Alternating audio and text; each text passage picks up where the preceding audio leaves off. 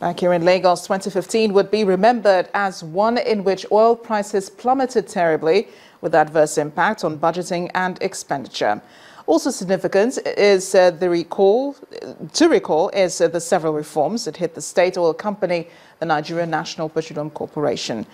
On our sector review for 2015 tonight, our energy correspondent, Olu Philips, tells us more on the activities of the oil and gas.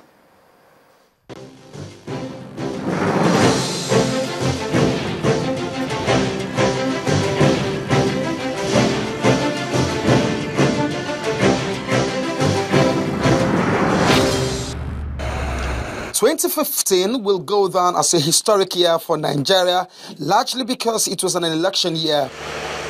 Politically, it was busy in the first and second quarter, but not exactly for the sector of Nigeria's economic mainstay, the oil and gas.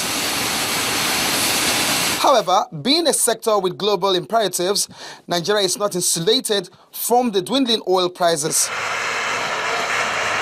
dropping to as low as $38 per barrel, eroding up to 50% of activities and projections with huge financial implications. Yet, Nigeria hoped it would rebound.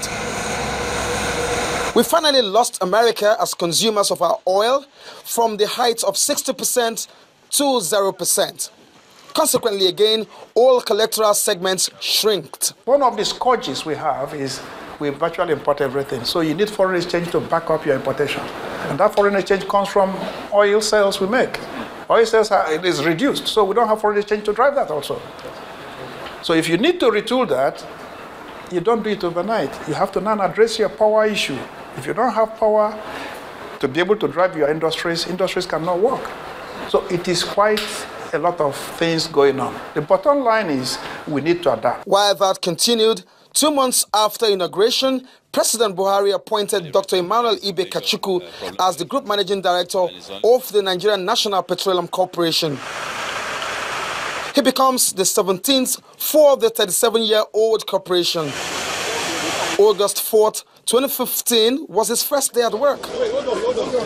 Straight to business, the oil chief prioritized reforms, which also meant downsizing.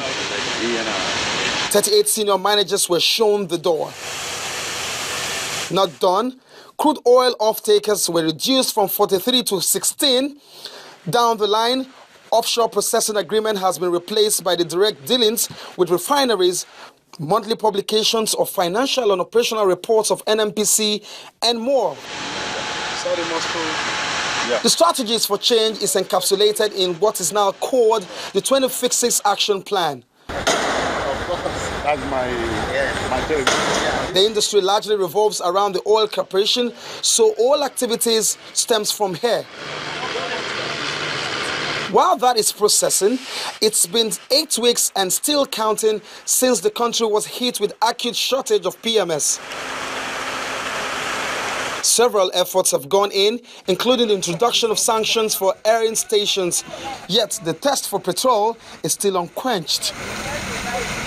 Our domestic refining capacity is at its low ebb. The 3 refineries have a 90 days deadline to optimize, and that is expiring this week. We need a national refining policy. And the refining policy, its essence is to ensure that investors in refining are able to activate their investments profitably under a framework which ensures that they can sell locally or sell internationally. Additional capacity didn't happen this year, despite 18 previous licenses. Everyone, it seems now, can recite the solutions. Pass the petroleum industry bill, deregulate the downstream oil sector, stop subsidy, the list goes on. But what say the experts? It's not that once you deregulate, you are free to do anything that you want to. So we want PIB to be passed, we want deregulation to take place, we want regulations, regulatory framework to guide everybody on how to go about selling of products and how to encourage people to come in.